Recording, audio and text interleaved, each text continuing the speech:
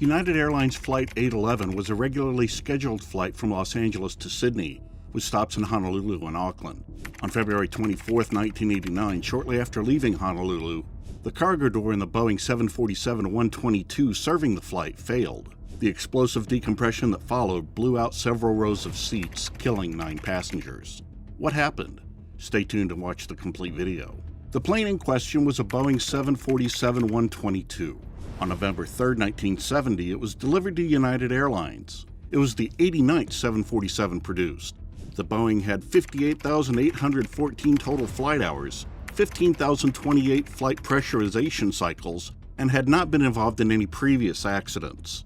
United Airlines scheduled Flight 811 from Los Angeles International Airport in Los Angeles, California, USA, to Sydney Airport in Mascot, New South Wales, Australia, with intermediate stops at Honolulu International Airport in Honolulu, Hawaii, on February 24, 1989. After the accident, the plane was repaired and returned to United, but it was re-registered as N4724U. The aircraft was decommissioned in 1997 and transferred to Air Dabia as C5FBS. Air Dabia went out of business in 1998, and the plane was left at Plattsburgh International Airport before being scrapped in 2004. Flight 811 took off from Honolulu and was piloted by Captain David Cronin. Cronin had approximately 28,000 flight hours at the time of the accident, including approximately 1,600 hours in Boeing 747 aircraft. Cronin's final scheduled flight before his mandatory retirement was Flight 811. First Officer Gregory Allen Slater, Flight Engineer Randall Thomas, and 15 flight attendants made up the remaining flight crew. The First Officer and Flight Engineer had accumulated 14,500 and 20,000 flight hours respectively.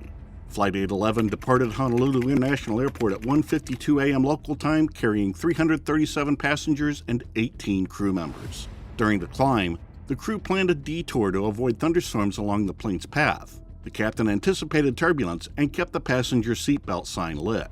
The plane had been flying for 17 minutes and was passing from 22,000 to 23,000 feet when the flight crew heard a loud thump that jolted the plane. The forward cargo door blew off about a second and a half later. It swung out so hard that it ripped a hole in the fuselage. The cabin floor caved in due to pressure differentials and aerodynamic forces, and 10 seats were ejected. All 8 passengers in these seats and the passenger in seat 9F were ejected from the plane. Seats 8G and 12G were empty. The aircraft was left with a gaping hole through which a flight attendant, May Sapulo, in the business class cabin was nearly blown out. Purser Laura Brentlinger was dangling from the steps leading to the upper deck when the decompression occurred. Passengers and crew members noticed her clinging to a seat leg and were able to pull her back inside despite her severe injuries. Because this accident occurred just 2 months after Pan Am Flight 103 was blown up over Lockerbie, Scotland, the pilots initially assumed that a bomb had detonated inside the airliner. They began an emergency descent to reach a breathable altitude while also performing a 180-degree left turn to return to Honolulu. Because it was primarily located in the forward cargo sidewall area just after the cargo door, the explosion damaged components of the onboard emergency oxygen supply system.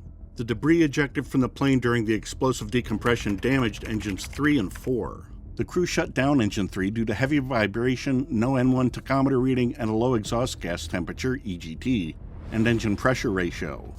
At 2:20, the crew declared an emergency and began dumping fuel to reduce the aircraft's landing weight. Engine number 4's N1 reading quickly dropped to almost zero. Its EGT reading was high, and it was emitting flames, so they shut it down. Some explosively ejected debris damaged the right wing's leading edge, dented the horizontal stabilizer, and damaged the vertical stabilizer. During the descent, Captain Cronin directed Flight Engineer Thomas to notify the flight attendants that an emergency landing was imminent, but he was unable to reach them over the intercom. He asked the captain for permission to investigate what was happening, and he agreed. When Thomas exited the cockpit, he noticed severe damage. The aircraft's skin had peeled off in some areas on the upper deck, revealing the frames and stringers. As he descended to the lower deck, the extent of the damage became clear when he noticed the large hole in the side of the cabin. The landing gear was extended as the plane approached the airport. Because of the damage sustained during the decompression, the flaps could only be partially deployed. This necessitated a faster than normal landing speed of about 190 to 200 knots. Captain Cronin was able to bring the plane to a stop without exceeding the runway's length. The emergency had been declared for about 14 minutes, but in less than 45 seconds, all remaining passengers and flight attendants exited the aircraft. Every flight attendant was injured during the evacuation, ranging from scratches to a dislocated shoulder. The National Transportation Safety Board, NTSB, immediately launched an investigation into the accident. Initially, an extensive air and surface search of the ocean failed to locate the aircraft's cargo door. Even though they could not inspect the cargo door, the NTSB continued its investigation and issued its final report on April 16, 1990. The NTSB considered circumstantial evidence, such as previous incidents involving cargo doors. Pan Am Flight 125, another Boeing 747 departing from London Heathrow Airport in 1987, encountered pressurization issues at 20,000 feet, 6,100 meters, forcing the crew to abort the flight and return to the airport. Following the safe landing, the cargo door was discovered to be ajar by about 1.5 inches along its ventral edge.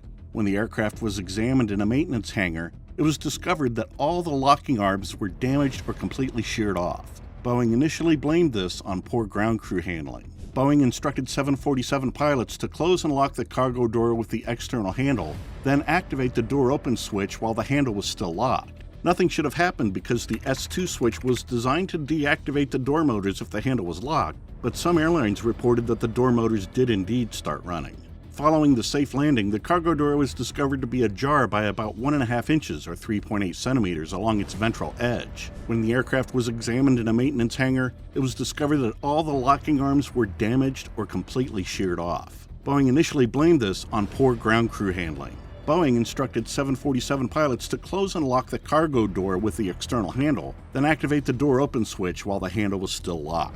The NTSB discovered that in the months preceding the accident, N4713U had experienced intermittent malfunctions of its forward cargo door. N4713U had experienced intermittent malfunctions of its forward cargo door. Based on this information, the NTSB concluded in its April 1990 report that the malfunctions had damaged the door locking mechanism in such a way that the door displayed a latched and locked indication, but was not fully latched and locked. As a result, the NTSB blamed the accident on human error by the ground crew. Based on this in-service damage hypothesis, the NTSB also faulted the airline for improper maintenance and inspection for failing to identify the damaged locking mechanism. Lee Campbell, a New Zealander returning home, was one of the plane's victims. His parents, Kevin and Susan Campbell, investigated the case following his death using NTSB documents. The Campbells' investigation led them to the conclusion that the cause of the accident was a combination of an electrical problem and an inadequate design of the cargo door latching mechanism on the aircraft. They then presented their theory to the safety committee. The Boeing 747 has an outward hinging door instead of a plug door, which opens inward and jams against the frame as the pressure drops, making an accidental opening at high altitude impossible. The outward swinging door expands cargo capacity, but necessitates a strong locking mechanism to keep it shut. The cargo door on the 747 was operated by a series of electrically operated latch cams, into which the door edge latch pins were inserted. The cams then rotated into a closed position, which held the door shut. The final manual movement of a lever to close the door actuated a series of L-shaped arms designed to reinforce the unpowered latch cams and prevent them from rotating into an unlocked position. The locking sectors were made of aluminum and were too thin to prevent the latch cams from moving into the unlocked position when the door motors were turned on. On September 26 and October 1, 1990, two halves of Flight 811's cargo door were recovered from 14,100 feet below the Pacific Ocean's surface. The cargo door had split lengthwise down the center. According to recovery crews, no other debris or evidence of human remains was discovered. The NTSB examined the cargo door and determined that the condition of the locking mechanism contradicted its initial findings. On March 18, 1992, the NTSB issued a superseding accident report based on the developments since its original report in April 1990. The NTSB determined in this report that the likely cause of the accident was the sudden opening of the cargo door, which was attributed to improper wiring and design flaws in the door. A short circuit appeared to have caused an unordered rotation of the latch cams, forcing the weak locking sectors to distort and allow the rotation, which allowed the pressure differential and aerodynamic forces to blow the door off the fuselage, ripping away the hinge fixing structure, the cabin floor, and the side fuselage skin, and causing the explosive decompression. Thank you for stopping by to watch. Please subscribe to the channel and post your video recommendations in the comments area if you'd like us to do more films like this.